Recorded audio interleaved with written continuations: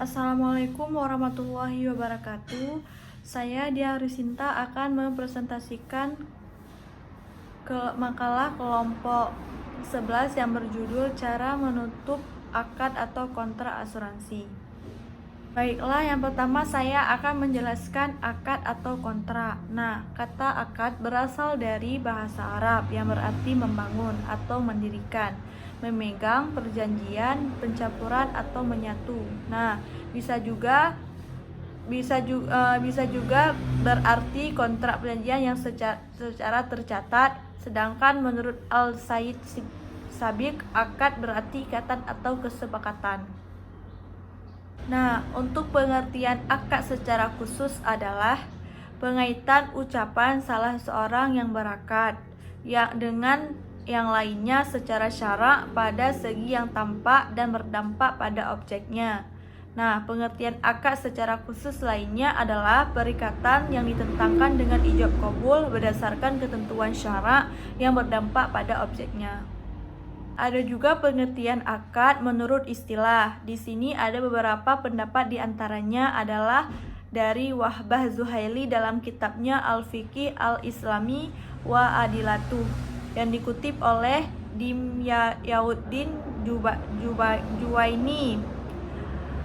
Akad adalah hubungan atau keterkaitan antara ijab dan qabul atas diskursus yang dibenarkan oleh syarak dan memiliki implikasi hukum tertentu. Nah, sedangkan menurut Hasbi al-Shiddiq bahwa akad adalah perikatan antara ijab dengan qabul secara yang dibenarkan syarak yang menetapkan keridaan kedua belah pihak. Nah, berdasarkan definisi yang di atas, maka dapat dipahami bahwa akad adalah suatu perbuatan yang sengaja dibuat oleh dua orang atau lebih berdasarkan keridaan masing-masing pihak yang melakukan akad dan memiliki akibat hukum bagi mereka yang berakad. Selanjutnya, cara menutup akad atau kontrak asuransi. Nah, polis merupakan dokumen yang dimiliki oleh setiap nasabah asuransi.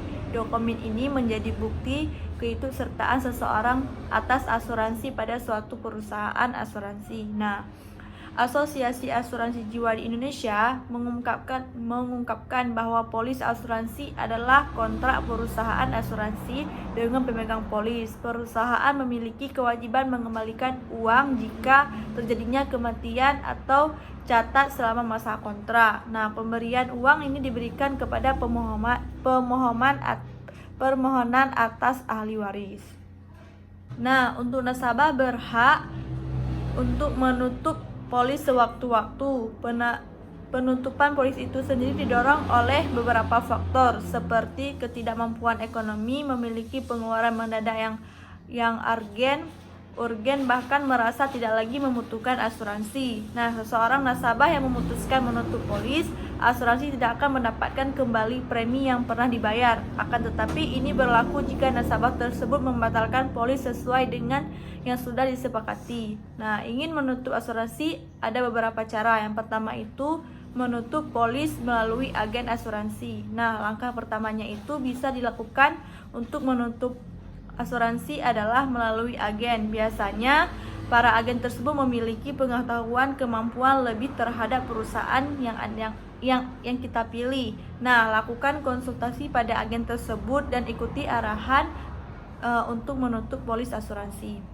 Setelah yang kedua, ada penutup polis asuransi melalui kantor cabang. Nah, biasanya perusahaan asuransi kesehatan memiliki banyak kantor cabang di berbagai daerah. Nah, bisa dimanfaatkan untuk berkonsultasi lebih banyak lagi karena menutup polis asuransi. Nah, di kantor cabang sendiri, nasabah bisa mengecek saldo asuransi selama ini. Nah, yang ketiga ada menutup polis asuransi melalui customer service. Nah, cara penutup polis asuransi bisa melalui customer service. Anda bisa menghubungi langsung customer service perusahaan asuransi untuk mendapatkan info lebih lanjut dan detail. Keempat, ada proses penutupan asuransi polis melalui kantor pusat. Nah, kita cukup datang aja ke kantor pusat perusahaan asuransi, lalu kita utarakan semua maksud dan tujuan kita. Nah, setelah itu kita serahkan berkas, persyaratan, dan tunggu semua diproses. Nah, jika terdapat saldo, uang akan dikembalikan melalui transfer di nomor rekening yang kita miliki. Nah, yang kelima ada yang terakhir, menutup polis dengan tidak membayar. Nah, langkah selanjutnya itu menutup polis adalah dengan tidak membayar asuransi. Nah, melalui cara ini kita bisa menutup polis sementara jika kondisi finansial kita sudah stabil. Nah, kita bisa melanjut membayarkannya lagi. Untuk menutup polis kita tidak perlu datang ke kantor pusat atau cabang. 3 kemungkinan besarnya harga diasuransikan. Yang pertama itu usia tertanggung. Nah, usia tertanggung atau pihak yang ditanggung risiko finansial oleh perusahaan asuransi itu sangat menentukan harga premi sebuah produk asuransi. Nah, khususnya itu untuk asuransi jiwa dan asuransi kesehatan.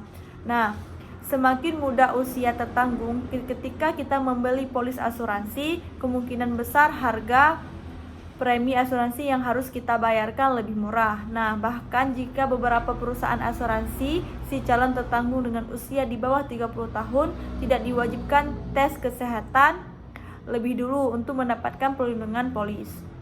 Ada riwayat kesehatan. Perusahaan asuransi pada umumnya mensyaratkan tes kesehatan terlebih dahulu. Nah, calon pembeli polis asuransi sebelum menekan kontrak pertanggungan. Selain itu, saat mengisi pengajuan polis asuransi, kita pasti akan diminta menuliskan secara jujur akan riwayat kesehatan pribadi kita atau kesehatan dari orang tua. Nah, mengapa perusahaan asuransi ingin mengetahui riwayat kesehatan kita? Tak lain karena data riwayat kesehatan tersebut akan menjadi salah satu dasar bagi mereka dalam menentukan harga premi untuk polis asuransi.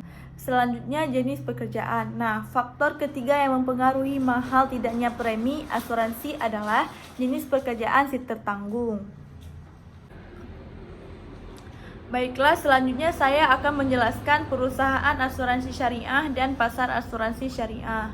Pada dasarnya, baik asuransi konvensional maupun asuransi syariah memiliki keunggulan atau kekurangan masing-masing, sehingga pemilihan produk asuransi dikembalikan kepada konsumen sesuai dengan kebutuhan dan kemampuan masing-masing. Nah, yang pertama itu ada pengelolaan dana menggunakan prinsip syariah Islami. Ini menjadi salah satu perbedaan yang cukup signifikan antara asuransi konvensional dan asuransi syariah, di mana pengelola dana oleh perusahaan asuransi syariah harus memenuhi segala prinsip-prinsip syariah. Selanjutnya yang kedua ada transparansi pengelolaan dana pemegang polis. Nah, pengelolaan dana oleh perusahaan asuransi syariah dilakukan secara transparan, baik terkait pengguna kontribusi dan surplus underwriting maupun pembagian hasil investasi. Selanjutnya ada pembagian keuntungan hasil investasi. Nah, hasil investasi yang diperoleh dapat dibagikan antara pemegang polis, baik secara kolektif atau individu.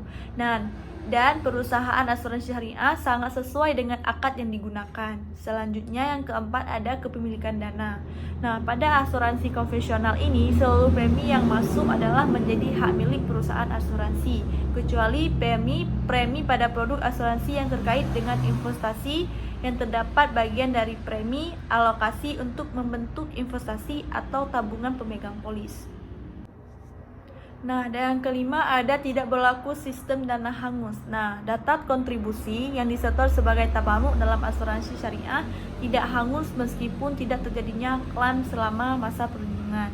Yang terakhir ada yang keenam adanya alokasi dan distribusi surplus underwriting. Nah, dalam sektor asuransi syariah dikenal istilah surplus underwriting, yaitu selisih lebih dari total kontribusi pemegang polis. Nah, ke dalam dana tabarruk setelah ditambah recovery claim dari reasuransi dikurangi pembayaran santunan klaim kontribusi reasuransi dan penyisihan teknis dalam suatu periode tertentu. Nah, pada asuransi konvensional, surplus underwriting ini menjadi milik perusahaan asuransi sepenuhnya. Namun dalam asuransi syariah, surplus underwriting ini tersebut dapat dibagikan ke dalam dana tabarruk pemegang polis yang memenuhi kriteria dan perusahaan asuransi sesuai dengan persentase yang ditetapkan di dalam polis. Baiklah, untuk produk asuransi syariah.